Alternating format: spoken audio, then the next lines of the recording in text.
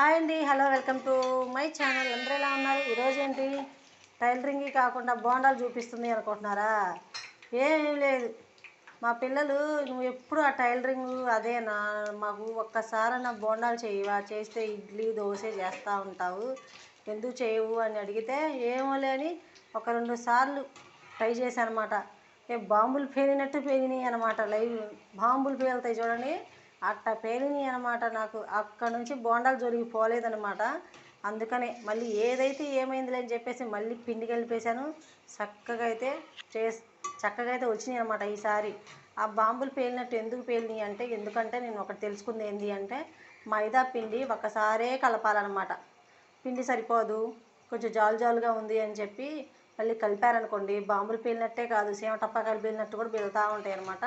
ఈ విషయం అయితే మీకు చెప్పాలని, ఎందుకంటే నేను ఒక వీడియో చూశాను.